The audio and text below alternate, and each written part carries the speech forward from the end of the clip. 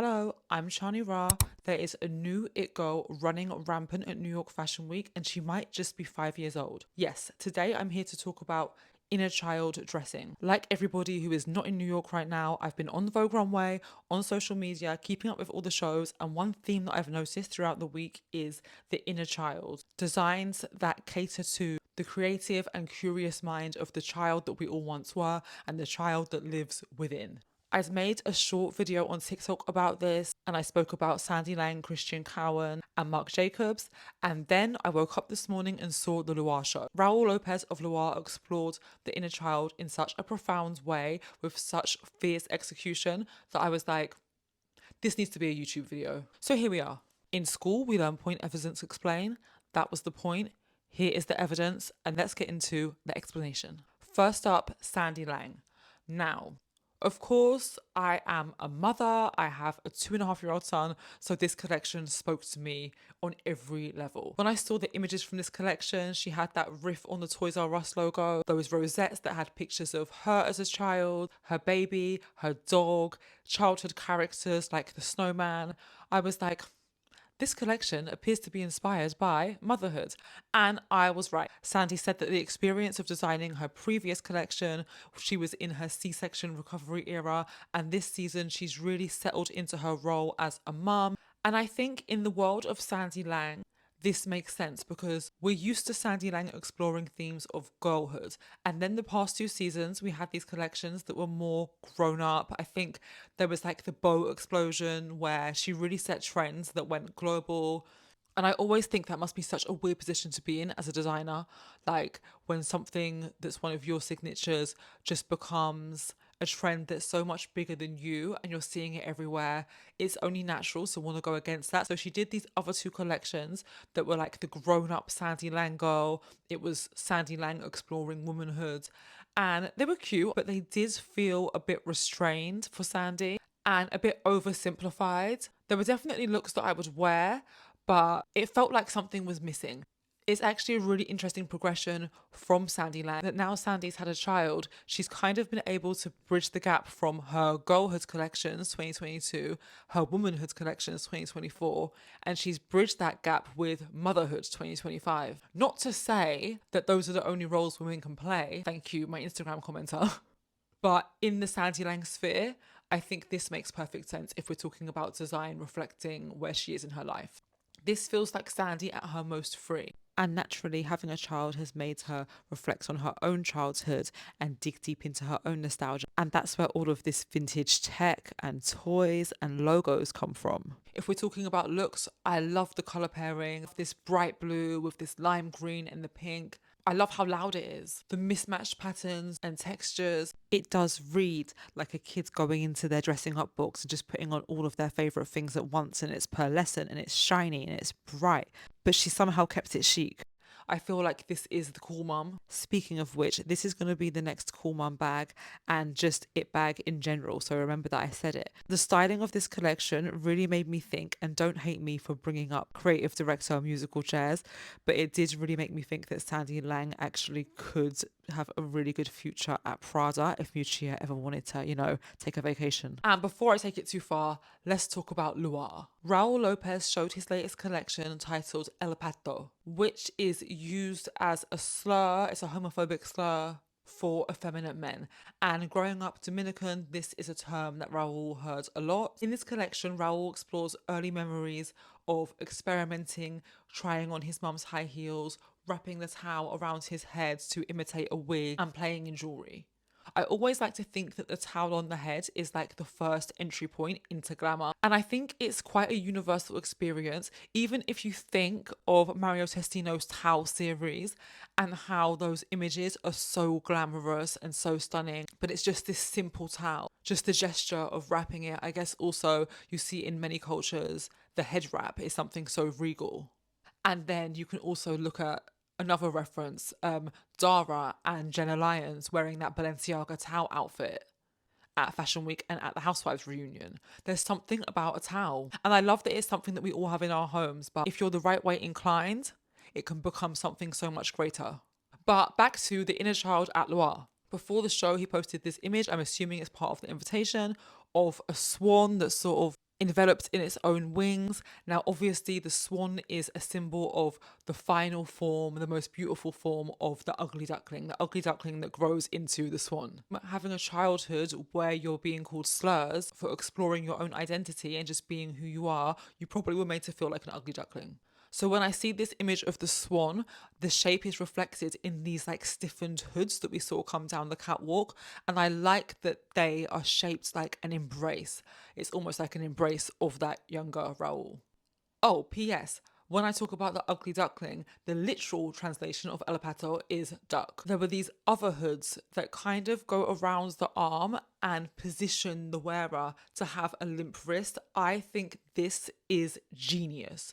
This is one of the best things I've seen come down the catwalk all season. What a way to make a point. I love Raul's storytelling. He really has this gift at making everybody understand exactly what he's trying to communicate. It also reminded me of Martha Graham's Lamentation. If you look at the makeup in this show, it's so over the top. It's exactly how you think makeup should be when you're a kid. Like bright, high contrast, to the brow, painted for the back. No subtleties. Like if you're going to wear makeup, you want to see it. And then of course on the nails, we see feathers, another reference to the swan. I feel like if you sat down and looked at this collection with no context of Luar's intention, you would end up deciphering what the stimulus was. And that is a fact because I wrote down my notes on the limp wrist hood before I read any reviews or any social posts about the collection. And you can also see in this post, you can also see in the show notes reference to Simon Almaricon. And I did not know who that was or what that meant. So I looked it up and you can see here is an explanation if you're interested. Through all the symbolism, and this is what's great about Luar, through all the symbolism and all of the deeper meaning, there is a collection that fits into the everyday wardrobe if you have good enough taste. So overall, I give Luar 10 out of 10, no notes. Which brings us to Christian Cowan. Christian Cowan had two influences for this collection. One was the inner child, which we'll get to, but I also want to spotlight that he also dedicated the collection to his late colleague, Amy McLaughlin, who had a very Isabella Blow way of dressing. And Isabella Blow, if you know, was a true maximalist. But if you look at Isabella Blow, you could say it's inner child dressing, because what inner child dressing really is dressing with no regards to the restraint and the shame that kind of is ingrained in us as we grow into adults. It's kind of like that Garden of Eden situation where like no one's born being ashamed of the fact that they're naked, and then suddenly shame enters the chat and everything's ruined. So to be a maximalist and to dress from the point of view of your inner child and just dressing how you always envisioned yourself to dress as an adult, those kind of concepts go hand in hand to me anyway. Isabella Blow was wearing gowns on the London Underground, so who else does that? The kids that only want to wear Disney princess dresses to school every day. It's the same thing, just much more expensive. But now, back to Christian Cowan's inner child exploration. So, like Luar, Christian was looking at those early explorations of fashion where you're just playing with things around the house. So you can see a dress here that's like a pillow, all of these billowing jackets. I guess are supposed to be like sheets and duvets that you would experiment with. There's like the mum's high heels turned into a skirt. I love this dress. It's so kitsch. Like the whole thing is made out of bras that I guess you would take from someone in your family's drawer. There's even like chewing gum sculptures happening. And what I thought was funny was that in this interview clip, maybe I'll insert it, Christian was saying that the hair is inspired by the first film that ever gave him nightmares when he was younger, which was Mars Attacks. And obviously it's like a sci-fi alien film, but there was this one very fab character. I remember the image of her so clearly because we had like the VHS tape at home when I was growing up. I don't know if I've seen it, but we had it. But my favourite looks from this collection are these suits that have this like hand-drawn, scribbly polka dot motif. Obviously, the suit has been a huge thing in women's wear since that Saint Laurent collection where Bella Hadid made her comeback and all the models were dressed up like Yves Saint Laurent himself. So I guess it is like a smart decision if you want to talk about selling clothes to put a suit in your collection at the moment. I'm not really interested in the business of fashion. I'm interested in the looks, let's be honest. But the point still stands that it makes sense to have suits, right? There are so many avant-garde pieces in the collection that having a piece like this that people would really wear. And they're classic. Polka dot is a timeless print. Obviously, he's done this spin on it that's like it's drawn by a child. But this is something that you would buy and keep in your wardrobe forever. And the last collection that I want to talk about is Marc Jacobs. Now, I have to say this. I am a Marc Jacobs fan. Marc Jacobs is one of my favourite characters in the cast of fashion. I find him so inspiring. I love watching his interviews. If you get a chance, if you've never watched one before, to just sit down and watch Marc Jacobs talk about fashion, I guarantee you will finish that interview feeling inspired. Marc Jacobs is still very much in his paper doll bag, this time with an offering inspired by courage and dreaming without limitation. He's taken all of these silhouettes that we know and love and instantly recognize as classic pieces and contorted them and blown them up and made them like bubbly and big. They almost look like they were drawn by a child, especially with those like very simplified circle lips. I think it's just a sequin stuck on the mouth. But yeah, I don't like this collection, and I didn't like the last one. Hi, it's me from editing. I saw these pictures last night of people wearing the previous Marc Jacobs collection, and I have to admit they do look very cute, especially Sai de Silva. I realized I didn't actually ever say the reason why I didn't like this collection.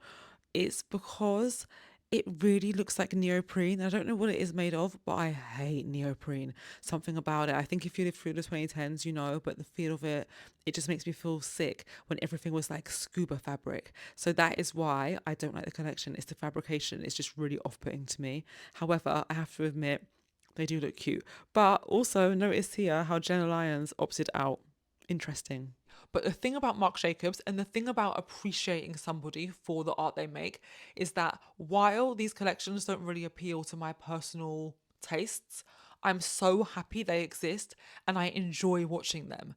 What you see when someone like Marc Jacobs makes a collection like this is somebody that's reached a point of their career where they can pretty much do whatever the F they want. He is streaming without limitation. He doesn't really need to make these collections the most sellable things in the world because he is selling tote bags every 3 seconds. Of course, he's had iconic collections that I would wear in a heartbeat. Just these last two are not really my favourites. I think overall, these collections are all a reminder that there is no age limit on wonderment. And that is a great word to leave on. So I'm going to stop there. Let me know what you think about these collections. Let me know what you think about inner child dressing. Bye.